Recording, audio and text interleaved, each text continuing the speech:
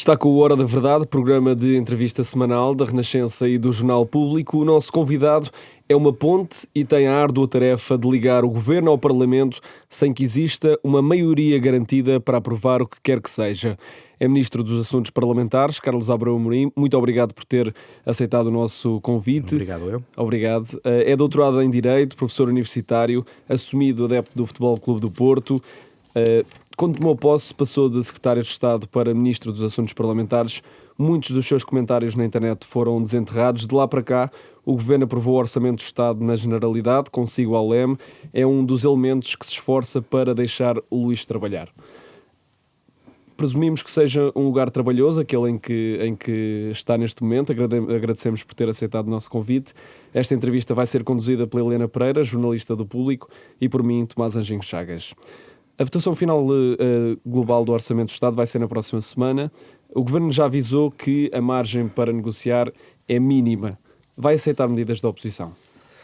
Obviamente que todo o debate orçamental, que começou com o debate na Generalidade e que agora tem prosseguido de acordo, enfim, com as regras existentes, vamos ter uma discussão muito aprofundada e, com certeza, que minuciosa em alguns pontos sobre propostas da oposição. Obviamente que há, dentro da lógica normal do jogo democrático, uma perspectiva de que o orçamento não é um documento que se apresenta e que se impõe. É um documento base que tem a ver com as contas do Estado, a despesa e a receita, e a oposição tem o seu papel. O orçamento é uma lei do Parlamento, aquilo que vai resultar depois da proposta do Governo ser aprovada, como esperamos, é uma lei da Assembleia da República e, portanto, há um trabalho parlamentar, como sempre houve, mesmo em momentos de grande aflição, que não é agora o caso, em que a participação do Parlamento, com todos os partidos, grupos parlamentares e deputados únicos, terão a sua participação. Agora, o que penso que a sua pergunta encerra é a ideia do equilíbrio orçamental. Nós estamos, de facto, o ano de 26 é um ano extremamente, enfim, complicado, ou tem condicionantes complicadas em relação ao equilíbrio orçamental. Nós estamos perfeitamente conscientes de que esses perigos e essas condições existem, esses perigos para um eventual desequilíbrio, mas que o documento que foi apresentado, a proposta que foi apresentada no Parlamento, preenche os requisitos para podermos vir a ter novamente um excedente financeiro, como se costuma dizer, um superávit. Não é coisa pouca, muitos financeiros dizem, e pessoas das finanças públicas dizem, bom, ter um excedente financeiro de 0,2, 0,3 ou ter um déficit de 0,1, 0,2 não tem grande significado. Eventualmente será verdade, mas, desculpe, mas eu sou um homem da política. É também e simbólico. Politicamente é simbólico. E a política é feita de símbolos, esse é um símbolo importante. Nós tivemos ainda com o governo do Partido Socialista um excedente financeiro, tivemos ano passado um excedente financeiro, vamos ter novamente um excedente financeiro, contrariando, aliás, algumas das previsões que se faziam há um ano, e estamos em crer que a proposta que apresentamos terá também novamente esse caminho virtuoso que acabará por redundar nesse símbolo que é termos novamente um excedente financeiro, que não é coisa pouca para um país que viveu não há muitos anos aquilo que Portugal e os portugueses viveram. Mas estava a falar em equilíbrio. Teme que haja algum desequilíbrio nas votações agora nesta fase? Nós tememos, o Sr. Ministro do Estado e das Finanças tem-no dito repetidamente, não como avisos de Cassandra, não como cuidado que pode, mas de facto esse perigo existe. Coligações negativas do PS e do Chega, é isso? Não sei, mas as coligações que de alguma forma puserem em perigo, sejam de que partidos forem, puserem em perigo este equilíbrio financeiro, que nos parece que é importante para que interna e externamente este, como eu dizia, caminho virtuoso das finanças públicas portuguesas, a ideia de que ultrapassamos de uma forma definitiva, segura, sedimentada, a ideia de que Portugal é um país que entra em déficits excessivos, o caminho não apenas do excedente financeiro, mas da redução da dívida pública, da contenção da inflação e que tem sido vindo a ser reconhecido internacionalmente, enfim, pelas entidades que normalmente analisam este tipo de aspectos aspectos da vida financeira dos países, como são, por exemplo, as agências de rating. Nós temos tido grandes elogios por parte das agências de rating. A Standard & Poor's subiu no ano de 25 duas vezes o rating de Portugal, uma coisa extremamente rara, duas vezes no mesmo ano subir. A Fitch também. A Moody's agora manteve inalterada essa classificação, mas se olharmos para o texto que a Moody's, ao dizer que mantém inalterada essa classificação de Portugal, o texto ainda é mais elogioso do que a das agências de rating que subiram a cotação das finanças públicas portuguesas. E, portanto, é por aí que nós queremos ir. Julgamos que é uma condição, não é? Nós não queremos ir porque, de alguma maneira, estamos obcecados com essa questão. O que nos preocupa é que, se continuarmos a manter este equilíbrio, e aí a discussão do orçamento é fundamental, então nós temos condições para fazer outras coisas que, de facto, Portugal tem que finalmente fazer face, isto é, enfrentar outros desafios que até agora não têm sido possível, exatamente porque temos uma carga de déficits excessivos no passado, temos uma dívida pública que é uma espécie de peso que arrastamos com os pés há muito tempo e, portanto, temos que ter uma estratégia orçamental e financeira que nos permita almejar outro patamar de desenvolvimento. Compreendendo essa necessidade de ter contas certas, este tipo de avisos e de chegar a esta fase com uma margem tão curta não é uma forma de negociação desleal? Pedir ao PS para viabilizar o documento, mas não deixar margem para outras medidas do Partido Socialista? Seria desleal, eventualmente, se não correspondesse à realidade, mas a realidade é o que é. E, de facto, nós temos neste momento, em virtude de um conjunto de pagamentos que estão, não apenas isso, mas sobretudo isso, que estão desenhados no PRR. Há uma série de pagamentos que se vão projetar durante o ano de 26 e, por isso, o ano de 26 é um ano que, do ponto de vista interno, é extremamente precário, isto é, estamos a caminhar em gelo fino e, portanto, não faz sentido, não é nenhuma nem chantagem, nem deslealdade em relação a qualquer partido de oposição, mas quando nós apresentamos um documento com estas condicionantes, se depois, na fase da especialidade, legitimamente do ponto de vista constitucional e face a todas as regras que impendem sobre a discussão orçamental, se chegar à conclusão de que o documento que entrou de uma forma equilibrada, estável, que garante, de facto, as condições orçamentais de redução da dívida pública, da contenção da inflação e do crescimento económico, vão ser transformadas em alguma coisa que é menos do que isso, eventualmente isso não será bom para nós e, portanto, o dever do Governo é avisar isso mesmo.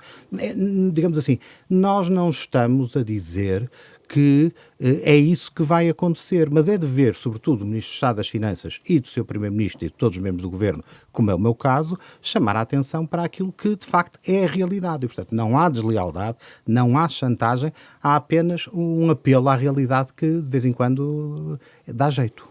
O líder parlamentar do PS, que foi entrevistado também aqui, dizia que o PS não iria dar nenhum alibi ao Governo para que depois culpe a oposição, e neste caso o PS, por um mau exercício das contas públicas.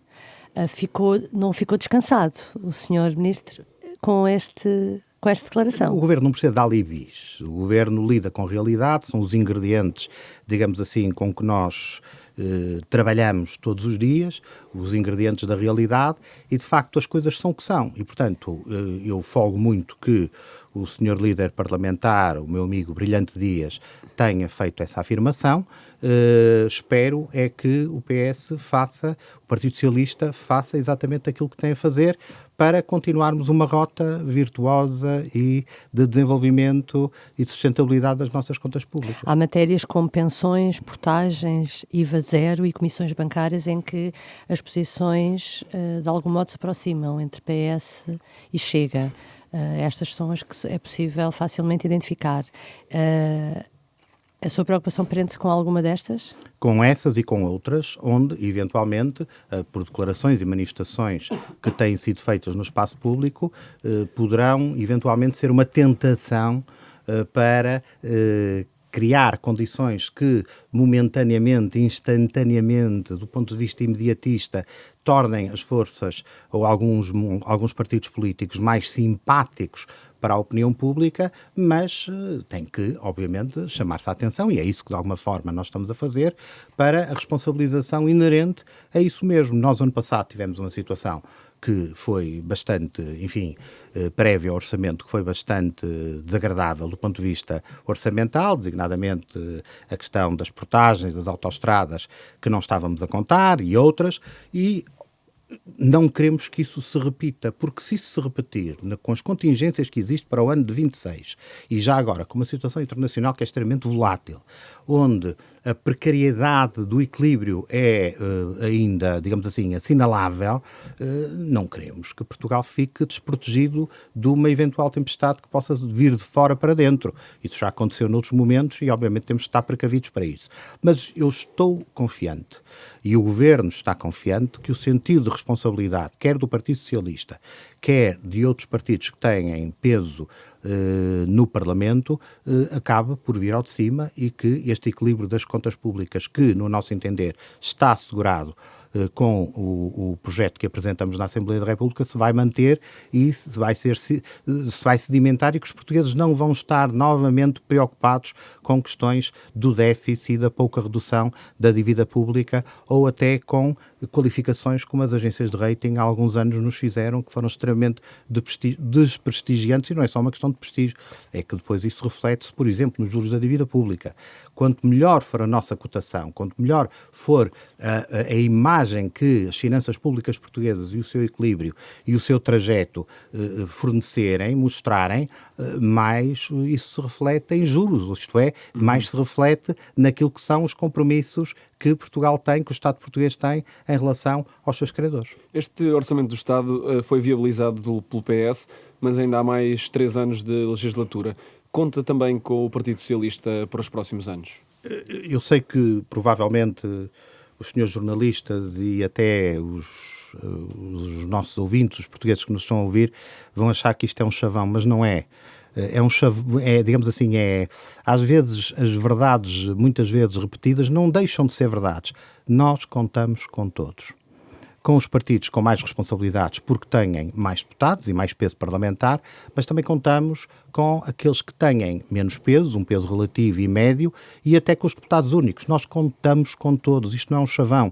Nós negociamos com todos, eu tenho negociado, enfim, as propostas que são mais relevantes ou que consideramos que são mais marcantes, independentemente seja do ponto de vista económico, financeiro ou político, com todos, tenho reunido com todos. Eu cheguei a reunir com a deputada Mariana Mortágua, permitam-me esta revelação, quando ela estava na flotilha, exatamente, estava-me a escapar o termo, por videoconferência. E, portanto, nós reunimos com todos, falamos com todos e contamos com todos. Eu acho que esta é a lógica de uma democracia, e já agora deixe-me dizer, não apenas porque temos, como disse logo no início desta entrevista, não temos maioria parlamentar, não temos maioria absoluta, o PSD e o CDS, os partidos que compõem o atual governo, mas porque julgamos que essa é uma virtude que não deve desaparecer da nossa democracia. A nossa democracia tem defeitos, tem alguns, mas tem imensas qualidades. E uma dessas qualidades é, de facto, a ideia de que o diálogo, de que a participação, em primeiro lugar, dos agentes políticos e depois a participação cidadã é fundamental. É esse o espírito que eu, enfim, de alguma forma perspectivo na nossa Constituição. Mas dado esse quadro parlamentar, considera realista que a legislatura chegue ao fim? Nós estamos convencidos que vamos chegar ao fim. Nós estamos convencidos que, neste momento, o papel que este Governo e que o PSD e o CDS representam no sistema político português é insubstituível. Somos nós, de alguma forma, que sustentamos a moderação, a tolerância, a lógica democrática, a essência da nossa Constituição refletida nos direitos fundamentais e na proteção daquilo que de bom o nosso regime tem e mostrou ter nos últimos 50 anos, somos nós. Nós somos a diferença entre a tolerância, a moderação e as tentações extremistas, que sejam de esquerda, sejam de direita e até de partidos que teriam, à partida, outro tipo de responsabilidades. E esse papel é insubstituível. Nós somos, neste momento, a charneira do regime, o seu sustentáculo, o seu estribo.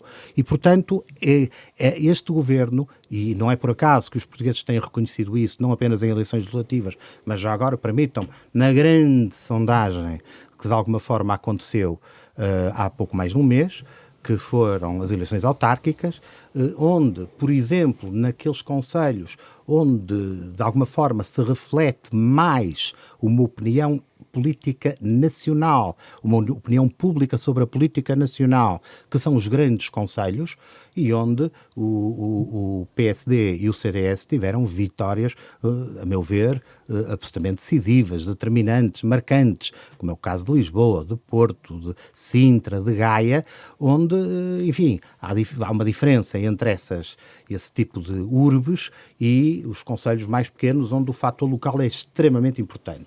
Não estou a dizer que não seja importante também. Mas no Parlamento este governo tem privilegiado também as aprovações com o Chega. Não tenho essa ideia. Sabe? Isso não é em matérias importantes ou determinantes quando nós dizemos para a governação e para a agenda do governo, sim, mais propriamente. O que compete ao governo e compete também aos partidos que na Assembleia da República sustentam o governo, o PS e o CDS, é um estado de espírito, é uma perspectiva, é uma lógica de conduta. É um imperativo de conduta, diria mesmo mais, que é falamos com todos. E tentamos trazer todos às razões que, de alguma forma, de um ponto de vista fundamental, essencial, são aquelas que o Governo tem para cada uma das matérias. Depois, há aqui um momento que tem a ver com a negociação e tem a ver com a perspectiva de cada um dos partidos. Consoante a matéria, nem todas as forças políticas têm vindo ao encontro do Governo. Nós não temos nenhuma preferência, nunca a manifestamos, nunca assumimos, porque ela não existe, em ter uma espécie de predileção ou de preferência pelo Chega em relação ao Partido Socialista ou à Iniciativa Liberal ou ao só LIVRE. para recordar, IRS, Lei da Nacionalidade, Estrangeiros e agora leis liberais. Mas repare,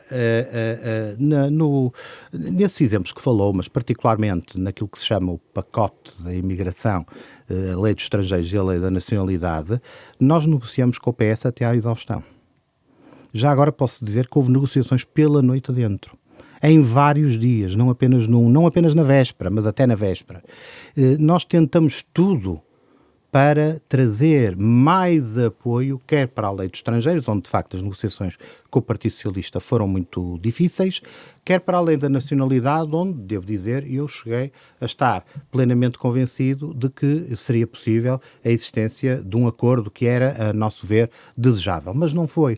E pelo facto do Partido Socialista não ter tido a robustez interna suficiente para conseguir fazer um acordo connosco na Lei da Nacionalidade, nós não íamos desistir dos nossos intentos. Nós entendemos que era fundamental que um problema na sociedade portuguesa fosse resolvido.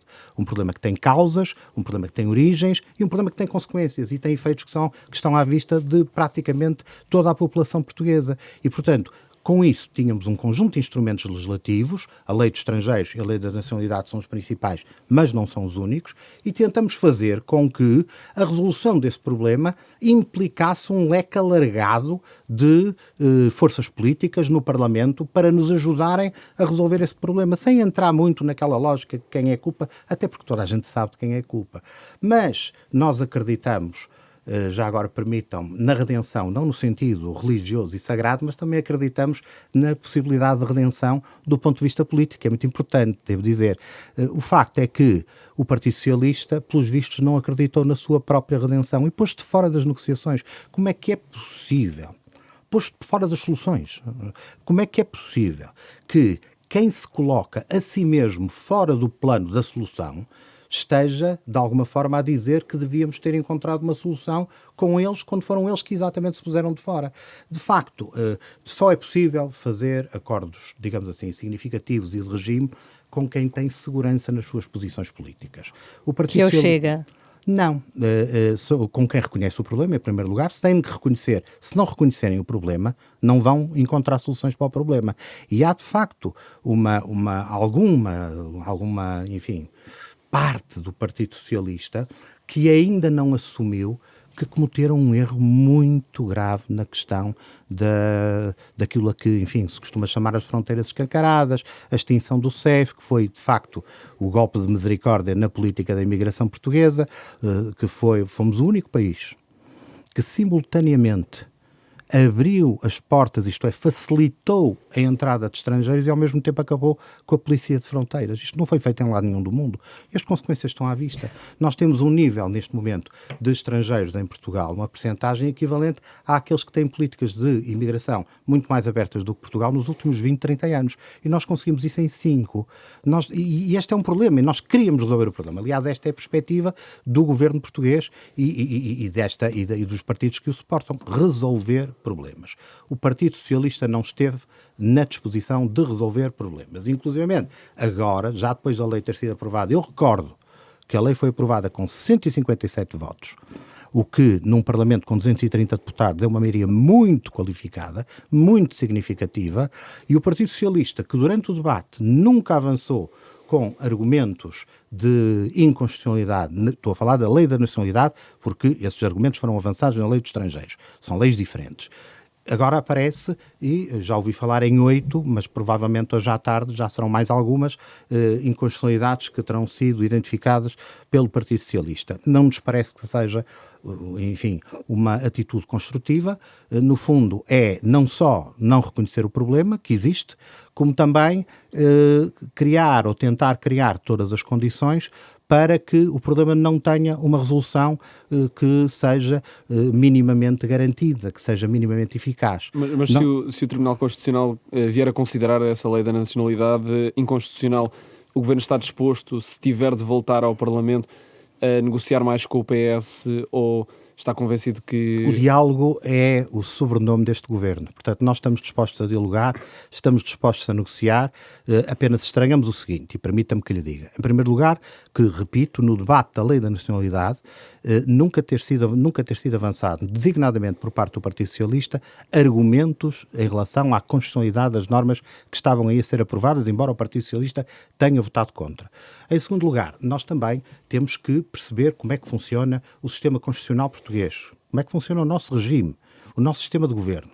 E não faz, a nosso ver, sentido de que, de uma forma quase que diria repetida, reiterada, sempre que uma determinada força política perde uma votação no Parlamento ou o Parlamento aprova alguma lei, alguma alteração legislativa que não vai ao encontro dos interesses ideológicos, políticos ou de conveniência de um determinado partido, se recorra para o Tribunal Constitucional aduzindo argumentos que não foram aduzidos na altura do debate parlamentar. Vamos cá ver. O Tribunal Constitucional tem que ser respeitado. E o Tribunal Constitucional tem que ser respeitado em múltiplas vertentes. Não podemos querer fazer do Tribunal Constitucional uma espécie de prolongamento da bancada parlamentar de um determinado partido. Não perdemos aqui no Parlamento, mas agora vamos tentar ganhar no Tribunal Constitucional. Não é assim que nós vemos. Julgamos que não é a melhor forma de respeitar o Tribunal Constitucional e, obviamente, sob qualquer cenário, nós continuaremos a dialogar. Já agora, devo dizer que o Governo, designadamente, e o Governo e o PSD, designadamente, o Ministro Leitão Amaro e o líder parlamentar, Hugo Soares, foram absolutamente incansáveis a tentar negociar com os vários dirigentes do Partido Socialista essa lei até à última da hora. Houve momentos em que as coisas estiveram suspensas já agora por um ano. O ano em que alguém poderia adquirir a nacionalidade portuguesa e, como disse o primeiro-ministro português, penso que é uma frase lapidar, que acho que a história lhe vai fazer justiça porque o presente se calhar não lhe deu a importância que ela tem. Ser português não é uma questão de conveniência, não é apenas uma coisa que passa a expressão que dá jeito. É uma honra, é uma responsabilidade. Eu tenho um enorme orgulho em ser português e gostaria que todos aqueles que são portugueses tivessem também um enorme orgulho neste sentimento de pertença, de Portugalidade. Mas o que está a dizer é que o PS, no fundo, é que o PS está a inventar novos problemas na lei, que não detectou em devido tempo e que agora Não detectou em devido Encontrou. tempo, na argumentação não avançaram. Foi ontem o primeiro dia, permita-me que lhe diga, em que ouvi falar em possíveis 8 inconstitucionalidades. Eu não me lembro de antes, deste momento, se ter identificado 8 inconstitucionalidades, nem sequer à extrema-esquerda. Para quem tudo o que o Governo faça, o Governo espirra e o espirra é inconstitucional. Não é isso que nós esperamos do Partido Socialista. Portanto, o Partido Socialista está, neste momento, a tentar bloquear a aplicação da Não lei. é bem a tentar bloquear. Eu penso que o problema talvez seja um bocadinho mais profundo. Eu desejo que o Partido Socialista se robusteça, até porque tenho um grande apreço pessoal, permita que lhe diga, há muitos anos, pelo atual líder do Partido Socialista, e nós precisamos, e o regime precisa de um Partido Socialista forte, então? seguro. Acho que é um problema que o Partido Socialista vai ter que resolver dentro das lógicas do Partido Socialista, e não compete ao Governo agora estar a dizer exatamente o que é ou como é que vai ser resolvido. É um problema que o Partido Socialista vai ter que se afirmar para ganhar credibilidade, reganhar credibilidade na sociedade portuguesa. O PS também já anunciou que pretende novamente insistir com uma nova possibilidade de um visto de trabalho, porque não está a funcionar, nomeadamente a chamada Via Verde. Os patrões pedem 100 mil imigrantes por ano, necessidades de mão de obra. A Via Verde, em 6 meses, concedeu 800 vistos. O Governo admite que deve-se arranjar aqui alguma solução no futuro para que possa haver mais imigrantes e mais mão de obra? Nós acreditamos no sistema que está agora implementado e vamos lhe dar mais eficácia. Reconhecemos que, eventualmente, aqueles resultados iniciais, e repito, iniciais, quase que diria preliminares, não são exatamente aqueles que estávamos à espera, mas acreditamos no sistema e acreditamos que vai acabar por funcionar. Se for preciso recalibrar esse sistema, pois com certeza o Governo... O que é isso, recalibrar? Recalibrar, eventualmente analisar, reanalisar essa situação, mas acreditamos nas virtudes desse sistema. Eventualmente até votar a viabilizar esta proposta do PS? Isso é prematuro eu estar a dizer isso, porque aquilo que foi anunciado pelo Partido Socialista foi uma mera declaração de intenções e, portanto, nós não vamos analisar ou não nos vamos debruçar sobre uma mera declaração de intenções. Agora, estamos abertos a qualquer sugestão que seja construtiva. Não propriamente uma ideia, como disse há pouco, de vir depois do leite derramado estar a encontrar falhas e defeitos e deficiências que não foram aduzidas no tempo próprio. Mas admite ser sensível a esses pedidos das empresas? É evidente, obviamente que há uma necessidade de mão de obra, isso é reconhecido por toda a gente. A nossa política no pacote laboral, a nossa política legislativa tem exatamente isso em conta e há soluções, nós julgamos que as soluções que estão neste momento em vigor vão funcionar, estão aptas para funcionar e obviamente, às vezes, como é normal, o motor custa a aquecer e nem sempre o motor de arranque funciona com a velocidade que nós gostaríamos que funcionasse, mas acreditamos nas soluções tal como as desenhamos. Há pouco classificava o Governo e o PSD, neste momento, como o partido de charneira do sistema português. Pedro Passos Coelho criticou as previsões otimistas do Governo, alertou para o fim das margens de manobra e para medidas eleitoralistas de curto prazo. Pode dizer-se que o antigo Primeiro-Ministro tornou-se um dos principais críticos de Luís Montenegro? Não, penso que não. Eu leio isso em muitos lados. Eu trabalhei muitos anos com o Dr. Pedro Passos Coelho, por quem tenho uma grande admiração e respeito, e essa ideia de criar aqui uma espécie de antagonismo interno no seio daquilo que é a maioria que suporta o Governo não tem sentido. O Dr. Luís Montenegro trabalhou muito mais perto do que eu com o Dr. Pedro Passos Coelho, provavelmente nas horas mais difíceis a nível nacional que vivemos nas nossas vidas, estiveram no mesmo lado da barricada, criaram-se laços, criaram-se, digamos assim, lógicas que são típicas desses momentos de aflição, que não são desfeitas, digamos assim, de um momento para o outro. E, portanto, o Dr. Pedro Passos Coelho é uma figura que nesta área política tem um grande futuro político e um presente e um futuro político, tem opiniões, como é óbvio, nem sempre as opiniões são coincidentes, aliás isso não tem sido cada vez mais divergentes. Permita-me que lhe diga, isso é normal no PSD, ao contrário de outras forças políticas, onde por vezes repousa um unanimismo sobre tudo e mais alguma coisa. Agora, sempre que um líder político ou alguém com um passado político tão respeitável, seja o Dr. Pedro Passos Coelho, seja outro protagonista qualquer, diz alguma coisa que não parece bater vírgula por vírgula com aquilo que o governo está a fazer, não significa que haja um antagonismo, uma oposição ou uma alteração daquilo que é o espírito comum e, portanto, nós julgamos que neste momento estamos a prosseguir noutro tempo, com outras condições, sobretudo financeiras e políticas, aquilo que de alguma maneira foi iniciado quando o Dr. Pedro Passos Coelho se tornou líder do PSD e mais tarde Primeiro-Ministro. Mas a questão é que ele não acredita nos números deste orçamento. Sim, mas isso, desculpe que lhe diga, nós já estamos habituados que os números que são apresentados pelos orçamentos do Sr. Ministro de Estado e das Finanças, Joaquim Miranda Sarmento, tenham sempre uma grande contestação, mas depois a realidade, lá está, vem-nos dar força. Nós acreditamos nestes números. Mas contestação por parte da oposição, não por parte do anterior líder do partido. Não, nem estava aí por aí. Até por vezes entidades que não andam na vida política e que analisam as contas públicas e entidades públicas, universidades, enfim, think tanks do ponto de vista financeiro e económico, têm contestado sempre. Já o ano passado isso aconteceu e diz isso não é possível, as contas não vão dar esse resultado. Nós continuamos a acreditar que vão dar. O ano passado acreditamos. Aliás, dou-lhe um exemplo, aquilo que se dizia para o crescimento económico e que, por exemplo, a nível até de entidades da União Europeia,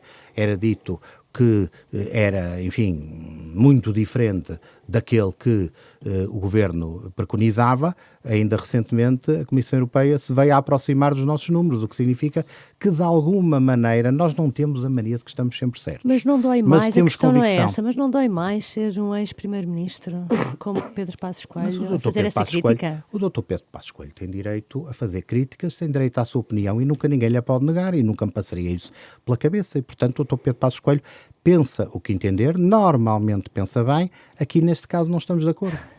O que é que acha que ele quer? O lugar de Não Luís faço Montenegro? a mínima ideia. Não, eu julgo que o lugar de Luís Montenegro está muitíssimo bem preenchido por Luís Montenegro. E penso que Luís Montenegro, que é líder do PSD desde 22 e na altura muita gente entendia que seria, eu lembro-me perfeitamente, que seria um líder transitório, que estaria, digamos assim, a ocupar a cadeira enquanto não viesse alguém com outro tipo de condições. De facto, independentemente daquelas surpresas que a história política prega a toda a gente, sobretudo àqueles que se atrevem com alguma soberba intelectual a fazer vaticínios que antigamente se chamavam profecias e que agora se chamam cenários, não é? Se calhar desmentiu-os a todos e, portanto, o lugar está muitíssimo bem ocupado. Nós temos um grande Primeiro-Ministro, temos um Primeiro-Ministro que sabe exatamente o que quer e por onde quer levar o país e acho que essa questão nem sequer se coloca, quer em relação ao Dr. Pedro Passos Coelho, que, repito, tenho uma enorme admiração, quer em relação a qualquer outro protagonista da área política portuguesa. Vamos avançar para a revisão da lei laboral, um tema que marca a atualidade neste momento.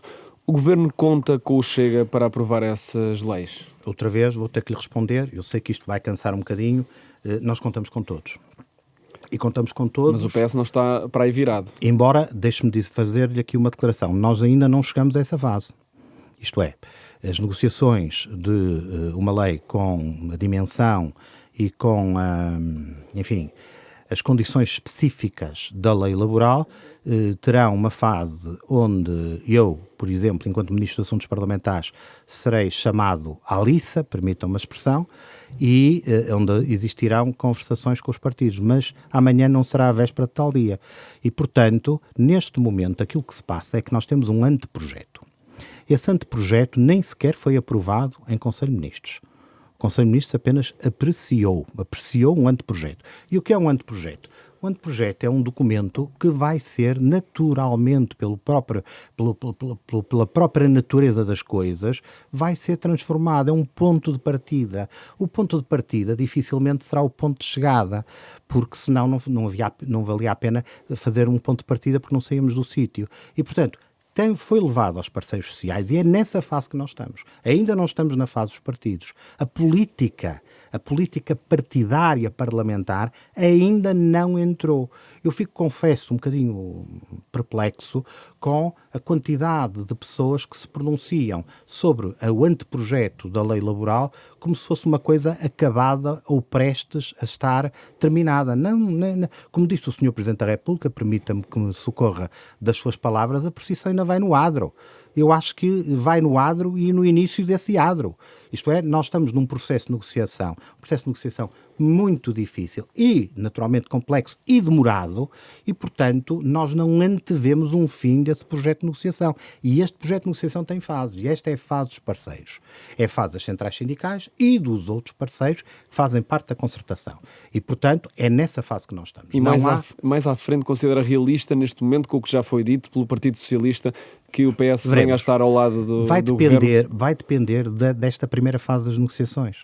Isto é, aquilo que eventualmente entrará no Parlamento numa data que não existe, eu vou repetir, numa data que não está aprazada e que, então sim, começará a fase dos partidos, a fase da política, quando o projeto der entrada na Assembleia da República, provavelmente não vai ser aquilo que corresponde ao ponto de partida, que já tem nas negociações uma grande transformação, permita-me que lhe diga, e nem que agora nós temos conhecimento. Isto é, as negociações são vivas, são dinâmicas, as propostas são feitas de parte a parte, sobretudo quando a negociação está a ser feita de boa fé, e eu faço votos para que esse princípio fundamental que nos vem do direito romano, que é a boa-fé, acabe por, digamos assim, ter grande aplicação nestas negociações. Que alguém não está de boa-fé? Quem é que não está de boa-fé? A CGTP não está, como nunca esteve, não é? A CGTP nunca tem propostas construtivas.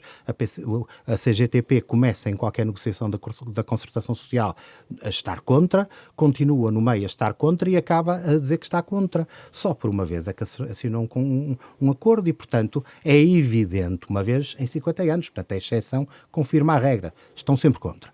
E, portanto, como o da CGTP não há nada a esperar... E da UGT? Da UGT há muito a esperar, como é evidente. Nós ficamos também um bocadinho espantados com esta atitude da UGT de, a meio das negociações, partir para uma greve geral. Devo-lhe dizer que... E admitiu alargar para 2 dias. Sim, foi assim uma frase que provavelmente... enfim, direi que foi um bocadinho extemporânea, mas enfim, quem a proferiu eventualmente é que poderá qualificá-la e refletir um bocadinho sobre ela. Mas o Governo quer envolver a UGT e ter o acordo da UGT. É importante para o Governo fazer isso? Se o Governo não quisesse envolver a UGT, as negociações não estavam a continuar. Por parte do Governo, este Governo, volto a repetir, o diálogo é o sobrenome deste governo. Mas o Governo só se mexeu depois do anúncio da greve geral. Não digo uma coisa destas, porque... Quando eu digo mexer, alterou aquela que era as propostas iniciais. Só depois do anúncio é que enviou para as centrais sindicais uma nova proposta. Não. As negociações têm vindo a existir praticamente desde julho, desde que o documento foi apresentado. O anteprojeto inicial, original, foi apresentado na concertação. E, portanto, houve negociações não apenas com as centrais sindicais, não são só as centrais sindicais que estão na concertação. Os parceiros são inúmeros. Houve negociações com os parceiros e houve algumas alterações e houve aquilo que a comunicação social gosta muito de falar, que é avanços e recuos em múltiplas matérias. Agora, a negociação, volto a repetir, é um fator dinâmico e a negociação vive da boa-fé que eu acabei de falar e também de uma perspectiva de que o diálogo em si mesmo, numa lógica de regime democrático e participativo como nós temos, é fundamental. Este governo não vai abdicar do diálogo, um diálogo construtivo. Daí que eu considero, e o governo considerar, que esta greve geral não só é extemporânea, como é, de alguma forma, uma tentativa, enfim, de alguns mais radicais e mais extremistas, que parece que julgam que este tempo é um tempo muito atreito a extremismos, de acabar com o diálogo. Ou seja, qual é o efeito útil para aqueles que são a favor da greve geral e deste tipo de iniciativa, digamos assim, radical, final, porque a greve geral é o último instrumento na luta sindical, não é o primeiro. Não se faz uma greve geral a meio de uma negociação. A intenção só pode ser uma, que é tentar acabar com o diálogo. Pois, em nome do Governo, venho aqui dizer-vos o seguinte: não vão conseguir. O diálogo vai continuar. Por parte do Governo, no que compete ao Governo, no que diz respeito ao Governo, a nossa predisposição para o diálogo vai continuar, apesar da greve geral, que obviamente é uma tentativa de torpedear esse mesmo diálogo. E já não acredita que seja desconvocada? Não, é uma questão que diz respeito às centrais sindicais. Preferi, obviamente, que fosse desconvocada, não é? A greve geral dá uma ideia completamente falaciosa da realidade nacional. Uma greve geral é convocada nos países com que nós gostamos de nos comparar quando há uma grande crise social, económica, um descontentamento, uma agitação, quase uma balbúrdia. A última greve geral foi no tempo da Troika. Foi num tempo de grande aflição, foi num tempo de uma enorme crispação, não apenas política, mas social. Comparar esses tempos de há 12 anos com os tempos que hoje vivemos, que são tempos de estabilidade, que são tempos de segurança, que são tempos de confiança, que são tempos de credibilidade, é comparar duas realidades incomparáveis. Então qual é o objetivo desta greve geral? Tentar parar este processo negocial. Repito, por parte do Governo, daquilo que dependa do Governo, não vão conseguir. Nós vamos continuar o diálogo. O diálogo não tem prazo, como aos iogurtes, e, portanto, é uma predisposição que é inteira, que é perene. Até quando? Não sei. Mas até, desejavelmente, obtermos um acordo com aqueles que estiverem dispostos, numa perspectiva construtiva, a manter essa disposição. E com ou sem acordo dos parceiros sociais, vai para o Parlamento?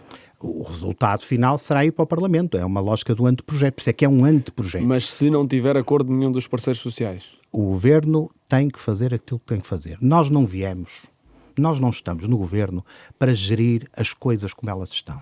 Nós viemos para transformar Portugal. Se for para gerir aquilo que está, se for para não agitar as águas e manter tudo como está, então há outras forças políticas eventualmente mais fadadas do que nós para estarem no Governo. Nós estamos aqui para transformar Portugal. E transformar Portugal tem 3 eixos. Isto é um triângulo, permita-me que lhe diga, para encaixar a razão de ser desta reforma laboral, que muitas vezes vejo até pessoas que até têm fama de ser inteligentes fazerem ali uma grande interrogação. Porquê agora? Porquê que vão fazer a reforma laboral? Nós vamos fazer a reforma laboral porque nós queremos transformar Portugal. E transformar Portugal tem 3 dinâmicas que são diferentes, mas que se complementam. E a primeira é a reforma do Estado. Acabar com a lógica da burocracia que inferniza as empresas, as famílias e os cidadãos portugueses, e essa reforma do Estado faz parte da nossa perspectiva futura para a legislação. A segunda é baixar os impostos, criarmos condições de desenvolvimento, de crescimento económico, de maneira a que os portugueses deixem de estar tão espartilhados pela carga fiscal como neste momento estão. E a terceira é exatamente a flexibilização do mundo do trabalho. Nós vivemos num tempo que é completa, e eu penso que toda a gente que nos está a ouvir está de acordo com isto.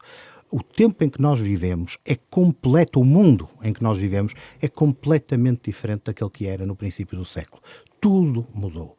Mudaram as nossas perspectivas de vida, mudaram conceitos fundamentais que muitos julgavam que eram quase que imutáveis. E, portanto, a vida que hoje nós temos é completamente diferente. E suspeitamos, porque ninguém conhece o futuro, a não ser aqueles que gostam muito de se enganar no passado, aquilo que nós perspectivamos é que essas transformações vão ser ainda maiores no mundo do trabalho, no mundo do emprego. E, portanto, temos que preparar a legislação laboral. Se nós não o fizermos, eventualmente vamos ser penalizados, e vamos ser penalizados fortemente, particularmente os jovens que continuam, e chamo a atenção para isto, tem sido, enfim, se calhar, permitam-me que diga, não sublinhado com a relevância que nós julgamos ter. Nós temos neste momento um nível de empregabilidade muito grande, há até quem fale que estamos muito perto do pleno emprego, mas isso não acontece em relação aos jovens. E em relação aos jovens, as contas estão quase nos 19% de desemprego de jovem, mas estes 19% também não são verdadeiros. E porquê? Porque, como todos sabemos, um dos fenómenos, um dos flagelos maiores neste momento da sociedade portuguesa é alguns dos nossos jovens mais preparados estarem a ir lá para fora, não entram nessas estatísticas. E, portanto, o nível de desemprego jovem é muito grande. Nós não podemos ter um país que bate com a porta na cara à sua geração mais nova e mais bem preparada. E é exatamente isso onde também a reforma laboral vai ser um dos eixos da nossa transformação. Que está em funções e vai continuar até março, se não houver um acordo com o GT, poderá não promulgar as leis laborais. O atual Presidente da República? Sim, portanto, até março... Não veremos. São cenários, não é? Muita coisa está a acontecer, designadamente ao nível da Presidência da República, e as negociações são algo fascinante, sabe? Portanto, o Governo isto pode demorar para depois de março? Não faço ideia. Eu, como disse há pouco, quando fiz aquela comparação, que se calhar não é totalmente institucional, dos iogurtes, não tem prazo. Isto não tem prazo. Ou seja, as negociações nós não temos um prazo constitucional ou um prazo de uma lei de valor forçado que nos diga tem que apresentar esta lei até esta data. Não temos. E, portanto, isso também nos dá uma certa liberdade, e liberdade de movimentação. Portanto, neste momento estamos com um diálogo que sofreu um abalroamento, um diálogo que sofreu um torpedeamento. Não será fatal esse torpedeamento, vamos continuar. Os portugueses podem estar absolutamente certos que enquanto este governo estiver em funções, há duas perspectivas que não nos vão abandonar. Uma é transformar Portugal e a outra é de dialogarmos com os parceiros e com todas as forças políticas para que façam esse caminho connosco. Vamos avançar sobre a turbulência vivida no setor da saúde nos últimos tempos. O Ministro dos Negócios Estrangeiros, Paulo Rangel, chegou a dizer que esta Ministra da Saúde está a ser vítima de interesses instalados. De que interesses instalados se queixa o Governo?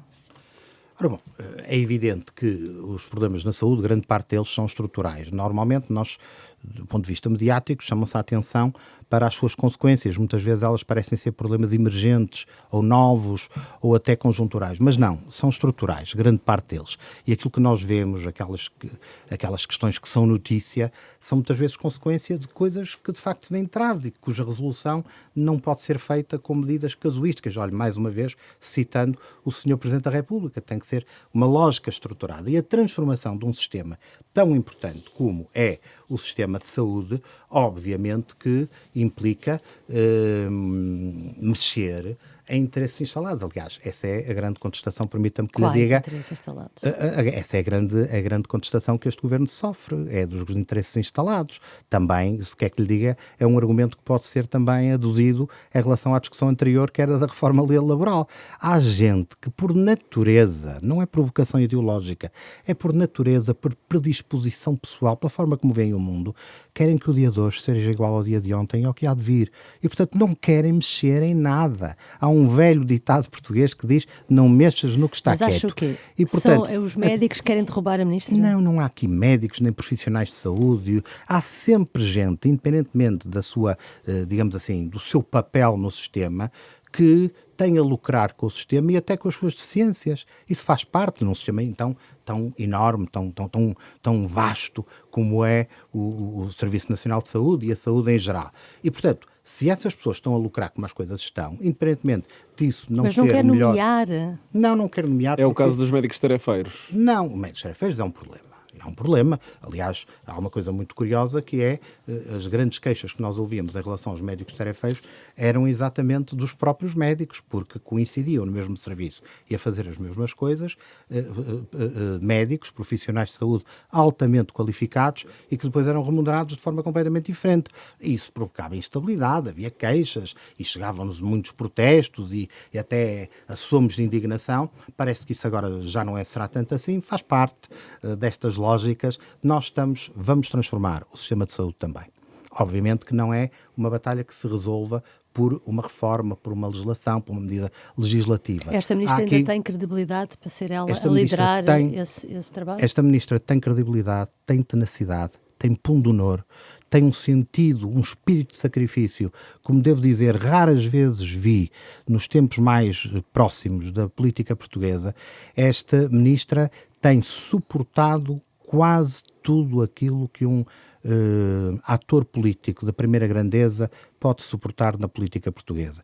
E tem-no feito com um espírito de abnegação que é, a meu ver, notável. Estou a dar uma opinião pessoal, mas também uma opinião política enquanto governante. E, portanto, é a pessoa certa no lugar certo. E os problemas que, eventualmente, os efeitos nós vamos conhecendo, são noticiados e que sabemos mesmo aqueles que não são noticiados, não se devem à ação ou à falta dela por parte da Ministra da Saúde. Está no cargo há 1 ano e meio. Que está no cargo há 1 ano e meio. Devem-se, sobretudo, a defeitos estruturais do sistema, que ela, com enorme coragem, tem vindo a combater e tem vindo a debelar. E nós temos dados muito positivos em relação à saúde. Isso também tem que ser sublinhado. Temos nos médicos de família, temos no aumento das consultas, temos na redução média do tempo de urgência, ao contrário, enfim, de uma opinião, os dados estatísticos não mentem, diminuímos 16%, temos mais chamadas por dia para o INEM, temos mais profissionais de saúde, temos no SNS 24 mais 84% de chamadas atendidas, temos uma lógica de vacinação, apesar das notícias que parecem dizer ao contrário, que cobrem muito mais a população portuguesa, designadamente na vacina da gripe, do que acontecia até hoje. Neste momento, por exemplo, uma parte substancial da população portuguesa está vacinada contra a gripe e nos mais idosos 78% já estão vacinados, são os dados que temos. No combate à fraude, é por isso que têm saído muitas notícias que eventualmente não eram conhecidas do grande público e o combate à fraude está a existir através dos instrumentos. O bastonário da Ordem dos Médicos aqui também na entrevista disse que é impossível melhorar o SNS tirando dinheiro ao SNS. Mas nós não estamos a cortar, porque nós temos o maior orçamento sempre na saúde. Este orçamento, que está agora a ser discutido... Há uma diminuição, por exemplo, nos medicamentos, não é? Não, ou seja, o orçamento em global, o orçamento da saúde, tem um aumento, são 18,2 mil milhões de euros. Isso significa que é o maior orçamento da saúde. Obviamente que depois há opções, e há opções que têm a ver com privilegiar determinadas áreas que eventualmente, na opinião do Governo, estarão mais carenciadas ou que têm mais necessidade de receber investimento. Agora, o orçamento global aumentou. Nós não estamos a cortar. Essa é uma ideia completamente falsa que, infelizmente, o Sr. Bastonário também, de alguma forma, protagonizou. Porque este orçamento para a saúde não só não corta, como aumenta. Vamos regressar ao Parlamento. Estamos na iminência da escolha dos novos juízes para o Tribunal Constitucional. O Chega, pelo número de deputados que tem neste momento, na visão do Governo, tem direito a indicar um nome? Não faço ideia. Ou seja, tem havido uma lógica, de alguma forma, na indicação dos nomes para o Tribunal Constitucional, desde que o Tribunal Constitucional existe, ou seja, desde que acabou o Conselho da Revolução. Os jornalistas que me estão a entrevistar são muito novos e, portanto, não se lembram, pelo menos de memória viva, mas têm outro tipo de memórias, com certeza. O Conselho da Revolução era aquilo que existia antes do Tribunal Constitucional existir, antes da revisão constitucional de 1982, que vetava constantemente e que fazia com que um conjunto de diplomas legislativos, por exemplo, do Dr. Sá Carneiro, dos governos do Dr. Sá Carneiro e dos governos do Dr. Balsemão, não fossem para a frente. Era um conjunto de militares muito respeitáveis que dizia o que era conforme à Constituição, não era. Depois entramos num tempo de normalidade, acabou o Conselho da Revolução e passou a existir o Tribunal Constitucional. E houve essa lógica, que também já foi mudada, mas, enfim, essencialmente é a lógica prevalecente de que os partidos com maior representação parlamentar indicavam os seus representantes e depois há um número de juízes conselheiros do Tribunal Constitucional que são cooptados por eles próprios, através de mecanismos que estão estabelecidos. Não sei como é que vai acontecer agora, nem vou fazer previsões, nem profecias, nem augúrios. Custa-me acreditar, Sr. Ministro, que não tenha posição sobre se o Chega tem direito ou não a indicar dos três nomes que vai ser preciso substituir. Eu posso lhe dizer o seguinte, a democracia tem regras e tem que ser respeitada. E independentemente de estarem no governo um determinado partido ou uma coligação de partidos e o segundo partido ser o partido A ou ser o partido B, a democracia tem que ser respeitada porque isso corresponde à lógica da nossa Constituição e isso corresponde à vontade dos portugueses. O que vai acontecer em relação ao Tribunal Constitucional? Não estou ainda em condições de lhe dizer. Vamos só terminar com poucas perguntas em relação ao ambiente que se vive no Parlamento. O nível do debate no Parlamento desceu com a presença de mais deputados do Chega? O nível de fazer uma relação de causa e efeito entre a presença de deputados do Chega e uma consequência que é a descida de nível de debate, eu penso que é um bocadinho abusivo. O nível de debate desceu, é verdade. Vamos cá ver. Se nós formos lá atrás, mais uma vez, eu fiz ao bocado, falei no Conselho da Revolução, se nós formos ver os debates da Constituinte, e devo dizer que o faço com regularidade, não apenas por questões profissionais, mas porque é um prazer ouvir algumas das intervenções nas atas da Assembleia Constituinte. E se formos ver debates dos anos 70, 80 e 90, havia um nível de debate que agora já não existe. Mas isso não tem a ver com a existência ou com o facto de uma determinada força política ter uma força parlamentar, ter uma grande dimensão parlamentar. Neste momento não faço esse link direto.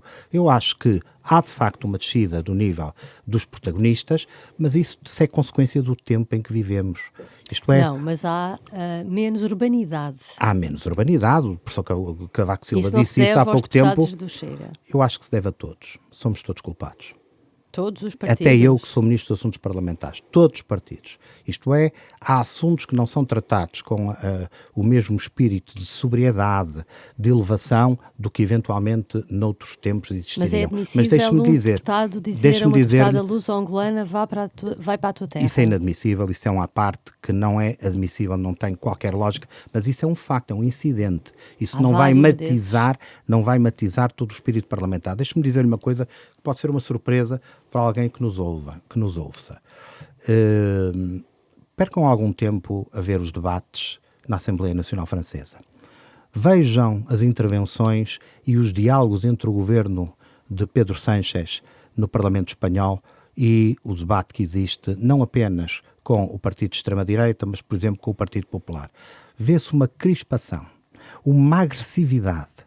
No Parlamento inglês, a mesma coisa. No Parlamento italiano, uma crispação e uma agressividade em que Portugal está, a meu ver, muito bem cotado. Já agora deixe-me dizer-lhe, está muito bem cotado e as coisas têm corrido, apesar de eu reconhecer que há algum abaixamento da qualidade, que é geral, dos protagonistas políticos, e não apenas devido àquele grupo parlamentar ou outro grupo parlamentar, há um abaixamento geral que não é maior no Parlamento português, porque temos um Presidente da Assembleia da República que, ao contrário de algumas críticas que lhe têm sido feitas, tem sabido manter o equilíbrio. Ao contrário, por exemplo, dos seus antecessores. Tem sabido manter o equilíbrio, a equidistância e tem tido o uso da palavra do Presidente e da sua autoridade enquanto Presidente da Assembleia da República tem sido magnificamente doseado e é isso que de alguma forma tem permitido que, a minha opinião, esta é a minha opinião, o Parlamento português, reconhecendo esse abaixamento em relação aos anos 80 e 90, o Parlamento português não tenha atingido níveis de crispação que eu vejo em parlamentos de países com os quais gostamos de nos comparar. Acha ou não que chega a ter um discurso intimidatório contra as mulheres deputadas? Eu não me revejo em grande parte do discurso do Partido Chega, no Parlamento e fora dele, mas isso também não é de admirar porque eu sou de outro partido. Portanto, não considera reconheço... que é um discurso intimidatório ou não? Repare, eu não me revejo, ou seja, eu não me reconheço, eu não faria aquele tipo de discursos, quer em relação às mulheres, quer em relação a qualquer outro cidadão português e mesmo cidadão não português, já agora se quer que lhe diga. Agora, eu não sou, enquanto Ministro dos Assuntos Parlamentares, eu não devo qualificar esse discurso de um partido que é neste momento o segundo partido parlamentar português. Isto é, eu não me revejo, eu não me reconheço, eu não faria aquilo, acho mal. Luís Marcos Mendes, não, se é, digamos assim, se é isso que vai pôr em causa a democracia, não é a democracia portuguesa, é segura. A democracia será sobretudo segura enquanto o PSD e o CDS continuarem nesta sua missão, permitam-me que a qualifique como patriótica, de manter a lógica da tolerância, da democracia e do diálogo contra os extremistas, à esquerda e à direita, porque à esquerda também há muitos extremistas, quase nunca são citados. Há extremistas que exigem coisas, enfim, tão drásticas como eventualmente o Partido Chega. E, portanto, o que é preciso é moderação. Este é um tempo difícil. Olha, em relação, por exemplo, a determinadas questões que discutimos ainda há pouco, que se falaram ainda há pouco, que têm a ver com as questões da política externa portuguesa, em relação a posições em relação a Israel, em relação, enfim, eu ainda sou do tempo, eu era deputado na altura da Troika e havia cartazes a pedir a morte de pessoas e cartazes que foram afixados, morte aos traidores e coisas, enfim, e uma violência que da parte da extrema-esquerda era absolutamente incrível e que alguns de nós tiveram até experiências pessoais muito desagradáveis. Há muitos anos. Pois já foi há alguns anos. Já foi há alguns anos. Agora, esse nível de agressividade não existe agora. E, portanto, se me perguntar se eu me reconheço em algumas daquelas atitudes e se as acho bem do ponto de vista da urbanidade, do ponto de vista parlamentar, da dialética parlamentar, não acho bem. Agora, não me compete a mim estar a dizer, olha, acho bem a atitude do Sr. Presidente da Assembleia da República, que intervém quando tem que intervir, em vez de se tornar ele próprio um protagonista, e se quer que lhe diga, cair na casca de banana, escorregar na casca de banana, que às vezes, porque muitas vezes, Mas precisamente... é preciso, deixe-me só dizer uma coisa, nós também temos que ter uma questão enquanto atores políticos, e permitam que os diga, os senhores jornalistas também são de alguma maneira atores políticos, nós temos que ter a preocupação de não colocar o pé exatamente em cima da casca de banana que nos é oferecida, digamos assim, no sítio onde nós vamos caminhar.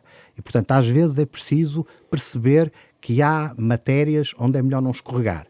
E isso nem sempre tem sido, ou seja, aquilo que eu tenho visto muitas vezes é ir escorregarem em todas as cascas de banana que vos são colocadas à frente e que se calhar era melhor não escorregar nelas. Sobre a atuação do Presidente da Assembleia da República, para terminar, Luís Marcos Mendes, que é o candidato que apoia a presidência da República, defendeu que a Assembleia da República tenha instrumentos de sanções para aplicar aos deputados. Está de acordo? Estou de acordo. É um problema que a Assembleia da República vai ter que resolver. Estou de acordo que o regimento deve ser revisto, deve ser adaptado, o que é normal, devo dizer, não há nada de extraordinário aí. Deve ser adaptado numa série de dimensões.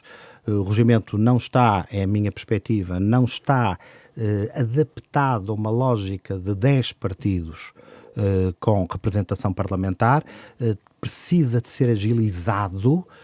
As coisas são muito demoradas no Parlamento, são muito, como direi, têm uns ritmos e uns tempos, costuma-se dizer, o tempo da justiça não é o tempo da política. Se calhar é verdade, é uma frase feita, mas que encerra alguma verdade.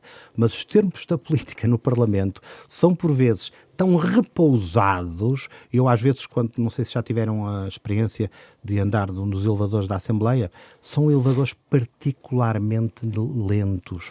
Para se passar do primeiro para o segundo andar, demora-se uma eternidade. Eu acho que aquilo não é por acaso. Está adaptado aos tempos do Parlamento. Se calhar é preciso pormos aquilo a andar um bocadinho mais depressa. Não faço ideia. O Sr. Presidente da Assembleia da República, a Conferência de Líderes, os senhores deputados decidirão. Agora, obviamente que isso existe na maior parte dos parlamentos democráticos. Não é? A maior parte dos parlamentos democráticos tem, digamos assim, não só regras como os nossos têm, mas tem até resultados desfavoráveis quando alguém ultrapassa os limites da urbanidade parlamentar. Não me parece que seja nada de extraordinário e estou de acordo com essa posição. Muito bem, chegamos ao fim de mais uma edição do Hora da Verdade, programa de entrevistas da Renascença e do Jornal Público. Esta semana contámos com o Ministro dos Assuntos Parlamentares, Carlos Abreu Amorim.